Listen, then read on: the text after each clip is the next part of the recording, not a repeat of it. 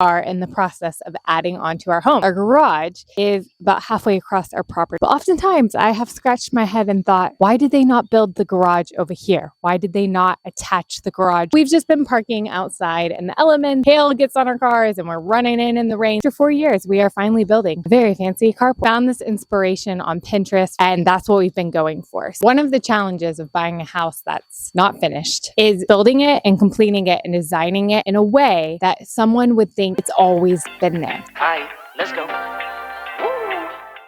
You know that saying, like, the only thing certain in life is death and taxes? Well, the only thing certain in home renovation, delays. Delays. We are back in action after being at a standstill for over 12 days because the city came out. They didn't like how the electrical was run. It was run fine, but they didn't put the boxes in. They were going to do that closer to the time that they were installing the lights. So they were like, hey, you have to redo the electrical.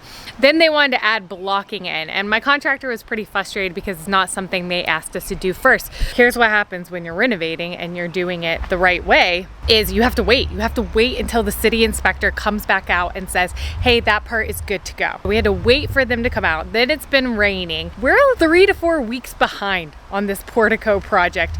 We started this thing back in April, early April. 6 to 8 weeks was the time frame, and here we are in June, hoping that this gets done quickly. But it is a beautiful sight to see the tongue and groove getting put up. I'm going to come show you the tongue and groove in a second. Still quite a construction zone. Just leaving tools out and open with small children running around. That's the thing about a work site, is you have to make sure you are on top of where everyone is at all times. At first I was a little nervous that they had an issue with the actual structure because they wanted a letter from the engineer, and I was like, oh shoot, are they gonna come make us add additional posts or something like that? But that was not the case. Let's go check out what they are doing and working on today. Here is what underneath looks like.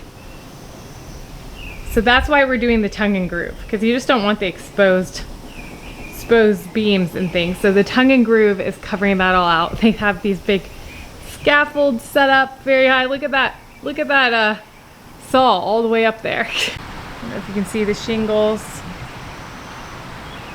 When you're at the mercy of an inspector or the city, like, your hands are kind of tied. There's nothing you can really do. And anytime that you add on square footage or a big structure like this, you have to get it permitted.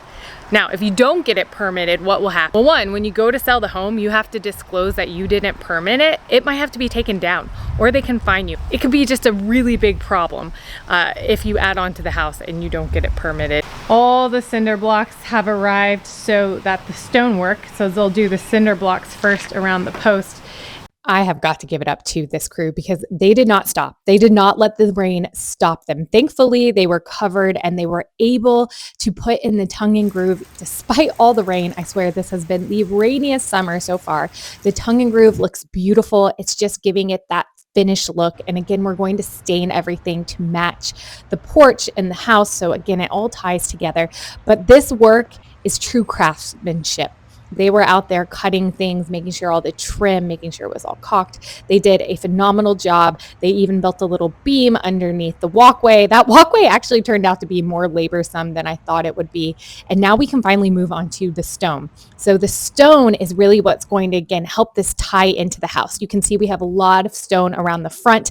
And oh my gosh, do I have a new appreciation for masonry and stonework, watching these guys work for the past 5 days to build these small little pillars. And then I look at the front of the house and I think, oh my gosh, how long did that take?